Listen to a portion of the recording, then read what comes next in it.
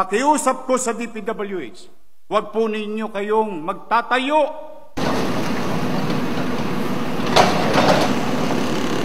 Huwag kayong magtatayo ng gusali o infrastruktura sa lugar na ipinagbabawal ng batas. Saan ka nakakita? Pera ng congressman. Pera ng taong bayan.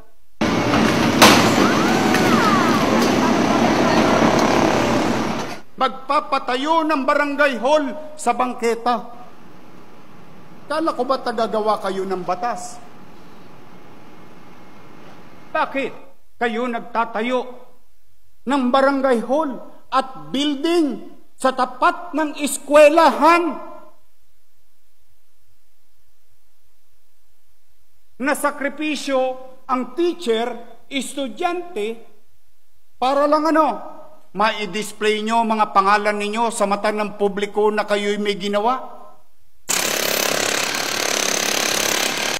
Pero ikinarga ninyo sa bangketa where you know very well roads, alleys, and boulevards and avenues are beyond the commerce of men. Naglilinis kami dahil kayo'y congressman, kayo'y siga, ni walang permit.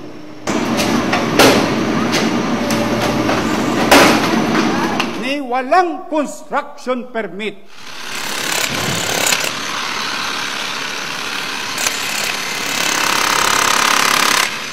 Ni walang building permit.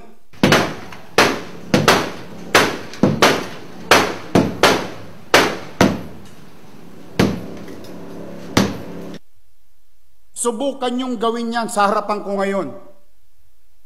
Iohoyo ko kayong lahat.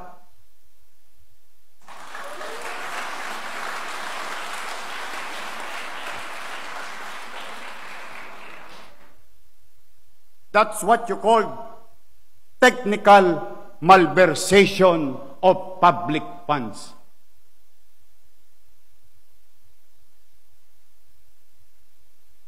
Diyan sa 5th District, kalsada, gagawa nyo ng building sa gitna? Sisira na ba ulo ninyo? Noong panahon na yon, dahil takot sa inyo ang mayor, dito sa Maynila, there is a new sheriff in town.